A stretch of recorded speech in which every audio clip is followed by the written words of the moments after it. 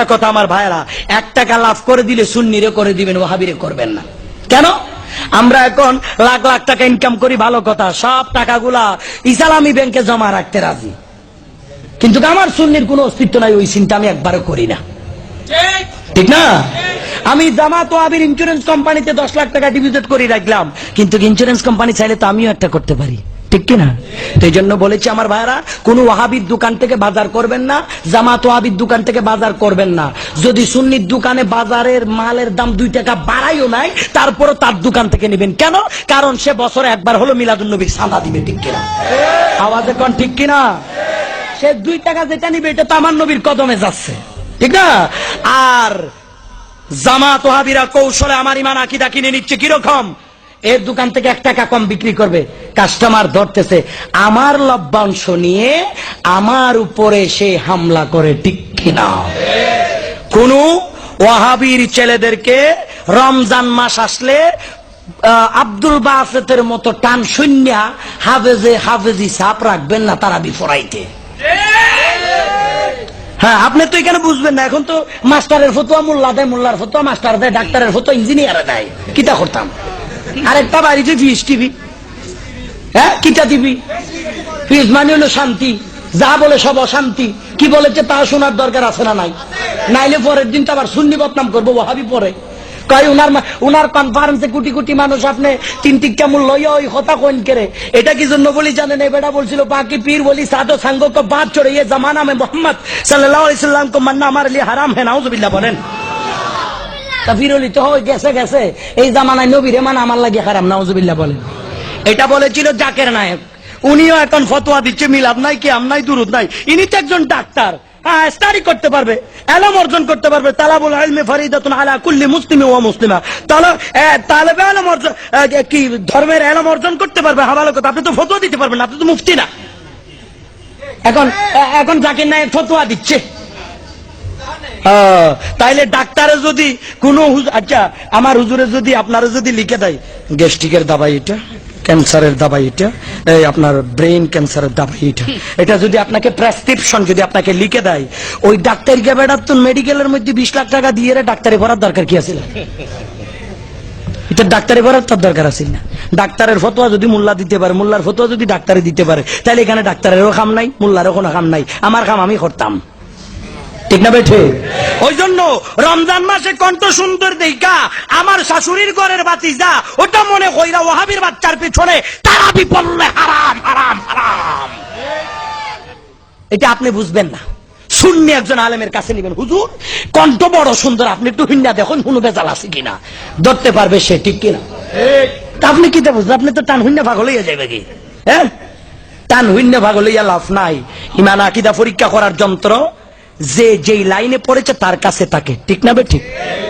আপনার ডাক্তার একটা কানের মধ্যে দিয়া মানুষের ভিতরে যন্ত্র দিয়া মাফে না, ওইটা আপনি সারাদিন যদি আপনার কানে লাগাই আরেকজনের বুকে যদি লাগান, আপনি কুস্তা বুঝতেন না, শুধু আপনার কানে টুন্নু টুন্নু বাড়ি খাই, ঠিক কিনা?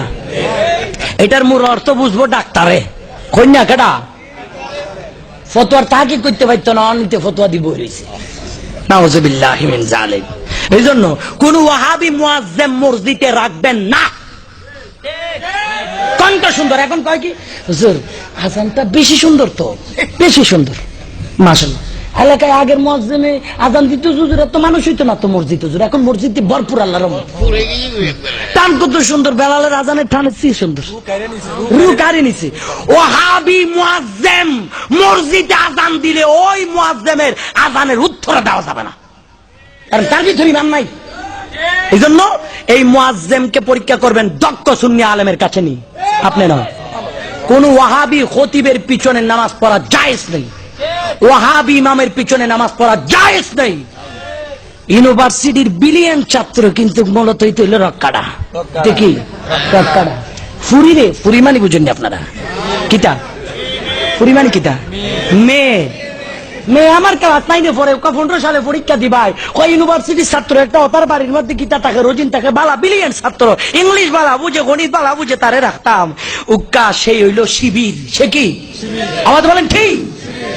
তখন আপনার ফুরির লগেও ভিতরে ভিতরে ভাই আপ জমাইছে, পরীক্ষা দেওয়ার পরে আস্তে করে আসে ফাইনাল পরীক্ষা দিয়া লাইছে, মনে কষ্ট নিবেন না। ফাইনাল পরীক্ষা বলতে কি, মেয়েটাকে নিয়ে ফলাই গেছে ভাই।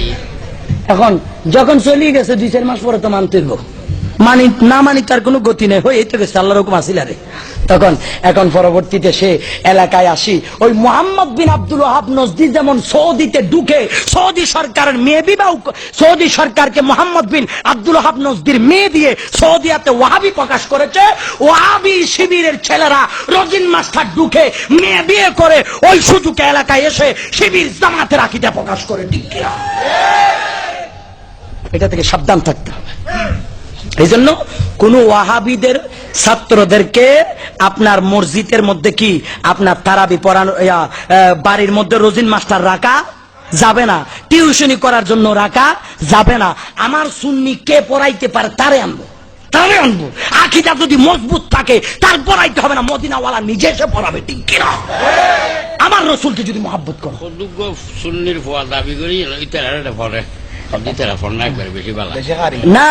আসলে বাদান কিতা জানেন, কার বড় মুসিবত হইছে আমান ভাই, গত রমজানের কথা, একবার বাস্তব কথা, গত রমজানের একবার আমারে ফোন করে, হয় হুজুর ওই যে পেলাকু সেলাম এই বইটা নাম কিতা?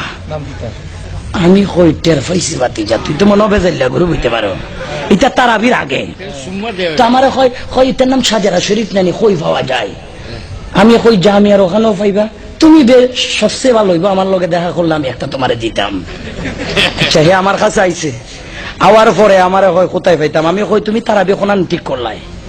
রাউজান জুনির বাপের মসজিদে, মোহাম্মদ তকিরার জুনির বাপের মসজিদে। আমি কই তুমি তো জুনি ফুকের মতো ঢুকি মনে হয় হাতির মতো বাইরে যা। আস্তে করি তারারে ফোন করি, কইছে আমি কই এই জাত একটা তার থেকে সাবধান থাকতো। এরা তারাবির আগে সাজারা শরীফ নিয়ে পেলা কৌশল আমি আনবি সব কটা শিখে ফেলাই। এর কেন টান দিলে যাতে বুঝতে পারে এটা বড় কারি সাহেব, এটা হুজুর কেবলার মুরিদ। একটাই বলে আমি হুজুর কেবলার মুরিদ বেটা। এগুলা থেকে সাবধান, সাবধান। কোন ওয়াহাবির এলাকায় গিয়ে আপনি স্থান ধরতে পারবেন না। আপনি টাঙ্গাইল, রাজশাহী, বগুড়া, দিনাজপুর, সৈয়দপুর, ওখানে আমাদের ওয়াজ করতে গেলে জাম ফেটে যায় ওয়াহাবির সামনে, অথচ ওয়াহাবিরা বেশ ধরে রোদ ধরে সুন্নিদের বুকে এসে সুন্নিদেরকে শহীদ করে যাচ্ছে। ও সুন্নি ভাইরা, ঘুমাইলে আর চলবে না, ঘুমাইলে আর চলবে না। সচেতন হন, সচেতনের দরকার। আল্লাহ আমাদেরকে ঈমান আকীদা মজবুত করুক, আমিন বলুন আমিন। এগুলাই মূল কথা। কুরআনুল কারীম থেকে আমি সূরা তাওবার মনে হয় 24 নম্বর আয়াত, যেটা আমি বলেছিলাম আপনাদের সামনে খুতবায় বলেছিলাম, কুল ইন কানা আবাউকুম ওয়া আবনাউকুম ওয়া ইখওয়ানুকুম ওয়া আজওয়াজুকুম ওয়া আশীরাতুকুম ওয়া আমওয়ালুন ইকতারাফতুমুহা ওয়া তিজারাতুন তাখশাউনা কাসাদাহা ওয়া মাসাকিন তারদাউনাহা আহাব্বা ইলাইকুম মিনাল্লাহি ওয়া রাসূলিহি ওয়া জিহাদুন ফি সাবিলিহি ফাতারাব্বাসু হাত্তা ইয়াতিয়াকুমুল্লাহু বিআমরিহি ওয়াল্লাহু লা ইয়াহদিল কওমাল ফাসিকিন। মূল সারমর্ম হচ্ছে আল্লাহ বলে, বন্ধু বলে দেন, তোমাদের বাবা, তোমাদের ছেলে, তোমাদের ভাই, তোমাদের স্ত্রী, তোমাদের ব্যবসা বাণিজ্য, তোমাদের সম্পদ, তোমার প্রিয় বাসস্থান, এগুলা যদি হাব্বা ইলাইকুম মিনাল্লাহি ওয়া রাসূলিহি ওয়া জিহাদিন ফি সাবিলিহি, আল্লাহ এবং আল্লাহর বন্ধু হাবিবে মুস্তাফা আল্লাহর দ্বীনের চেয়ে যদি বেশি প্রিয় হয়ে যায়, আল্লাহ বলে আল্লাহর ফয়সালার জন্য অপেক্ষা করো। আল্লাহর ফয়সালা কি? সত্যকে যারা মানবে না, ন্যায়কে যারা স্বীকার করবে না, তাদেরকে আল্লাহ কোনোদিন হেদায়েত করবে বাস, শেষ। এটা হইলো কথা। আমি ছোট মানুষ, অত ওয়াজ জানি না, আমি ছোট মানুষ। এখানে যতখান আছে সব কটা আমার উস্তাদের সমতুল্য। তারপরও যখন পাইছি বাঘের বাচ্চা বাঘরে, তাইলে বইলা দিছি। আমারে যখন ইয়াল হত্যা কামড়াইবার লাগাইব, বাঘে একটা হাবড়া দিলে ইয়াল হত্যা বলাই যাইব কি? কথার লাগি বলছিলাম ভাই সাহেব, আপনারা মনে কোনো কষ্ট নিবায় না। আল্লাহ যদি তৌফিক দেয় ইনশাল্লাহ আগামী প্রোগ্রাম মনে হয় ডিসেম্বরের 2 তারিখ, ওই যে যেখানে আমার লোক একটু ভেজাল করছিল ওই জায়গায় আবারও আইব, মরিয়মনগর, বুঝলাইনি, আগামী ডিসেম্বরের 2 তারিখ।